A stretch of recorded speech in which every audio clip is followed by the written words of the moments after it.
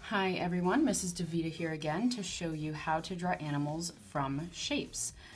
These animals that I have drawn here, I have a humpback whale, a kingfisher, and a long-eared jerboa. I think that's how you say it. I got these animals courtesy of some art club kids, so shout out to Adria, Nora, and Gwen who gave me these ideas. So a lot of people will try to draw all of the details right away when they're drawing pretty much anything, animals included. So they'll just look at the lines that have already been drawn and they think that those are the lines that they have to draw right now. But that is not true. If you draw the general shape of an animal first, you will make sure that you get the proportions correct and you will be much happier with the end result. So I'm going to start with an oval. So if I make this oval as the humpback whale's body, it has this long snout, so I'm going to do another smaller oval for his snout. And then maybe I didn't make the oval big enough, so now I am going to look at this and say, okay, well his body actually needs to come down a little bit more, so I'm going to do that. Fins. Again, I'm just doing ovals. What you really want to do is stick to basic shapes. You know, oval, circle, triangle, square. Things that are easy to draw and easy to see if you got it right or wrong. So here I have 3 smaller ovals and 1 large oval and a triangle for the tail and then kind of 2 more triangles for the fins of the tail. After you have this is not a final drawing, right? So now I can look at this and see if I did anything wrong.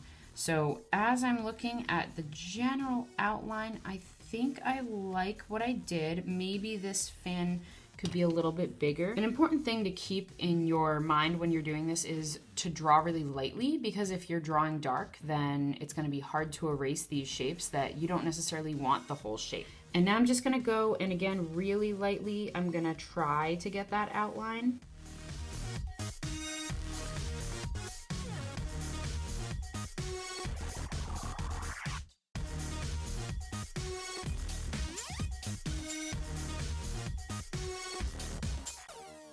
And now, so I'm going to pause here. Take a look at this fin. Now that I have this drawn here, that doesn't look right at all. If you look up here, it's more of a triangle and it's way too far away. See all this space? So I'm stopping, I'm reflecting every time I draw something so that I know, okay, I actually need to change that. It's facing the wrong direction.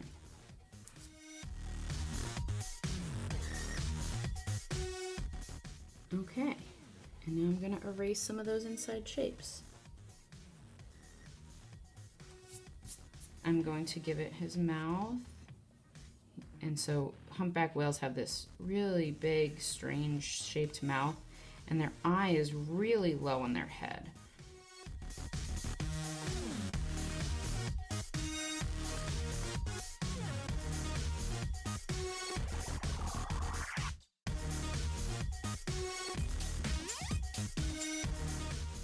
So with a bird, they usually have a big oval body that's going in this direction, a head that's circular or more of a flat oval than a circle.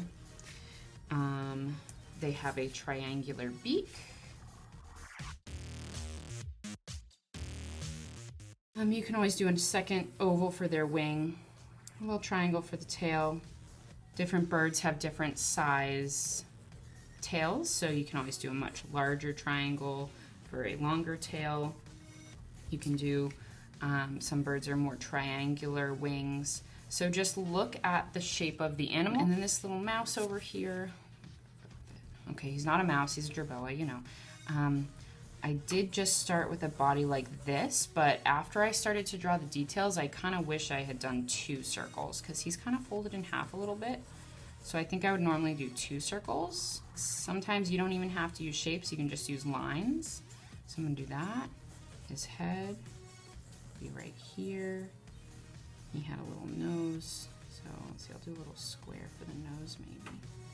And his little arms, are tiny ovals, big triangular ears.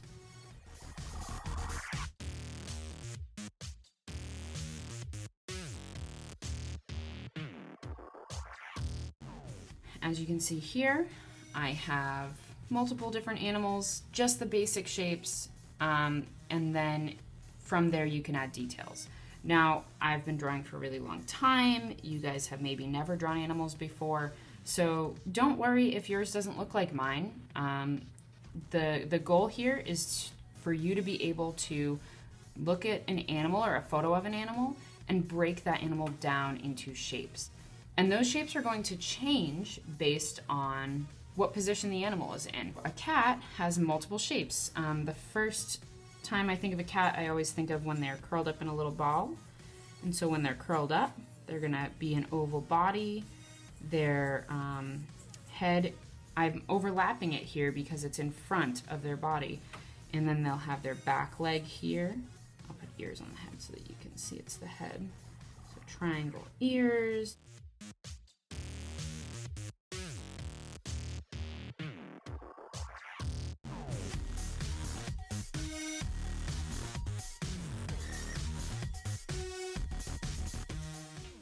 All right, let's see what the basic shape breakdown of a cat that is sitting would be.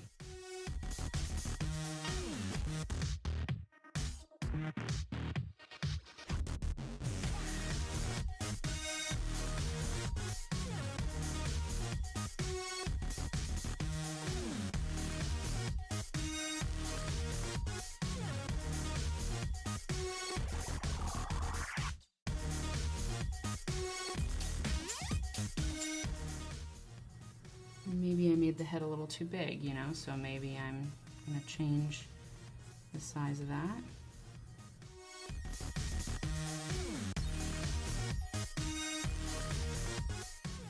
And let's do one more where the cat is standing. So a cat that is standing is going to be a long oval.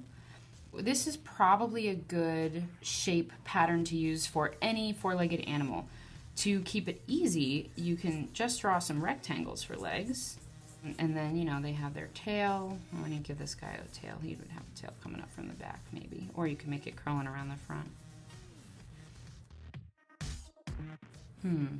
Is that a cat's tail or is it a brontosaurus? Your choice. Brontosaurus has shorter, fatter legs, I think. So we'll make it a cat tail. And this is where his head's gonna go. Oh, I made that head too big again. But see how easy it is to change it if you're just drawing the shapes? If you just draw the shape, you can look, see that it's a little too big, and you can change it before you get too far in your drawing.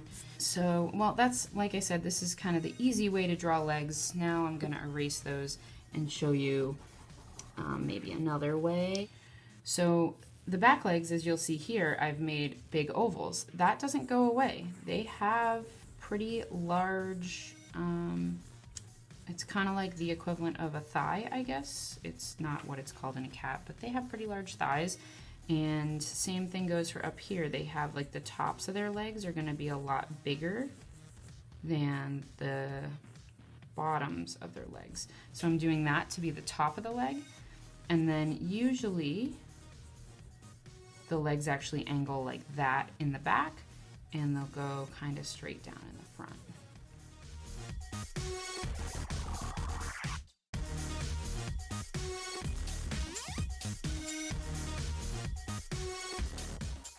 So sometimes you don't erase the part that overlaps like that. It gives it a little bit of detail. If you want to make it look like the cat is walking and in motion, then their other legs are not going to be doing the same thing.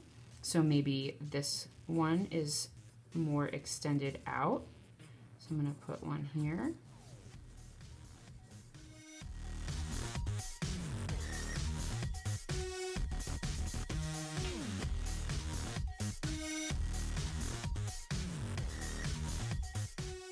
So keep in mind, I'm not using a reference photo here. If I was using a reference photo, this would be a lot more detailed and a lot more accurate.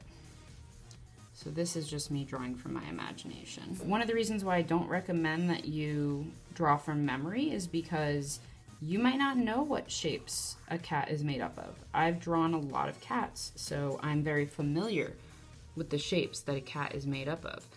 You might not be. If it doesn't look like exactly how you want it to, it might be because you should use a reference photo.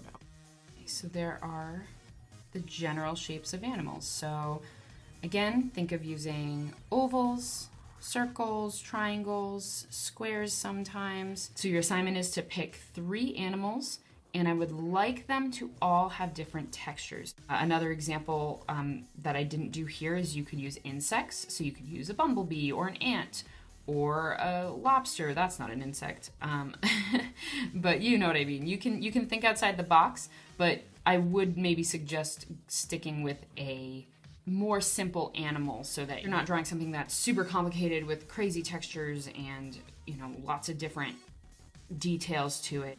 Draw them using their basic shapes.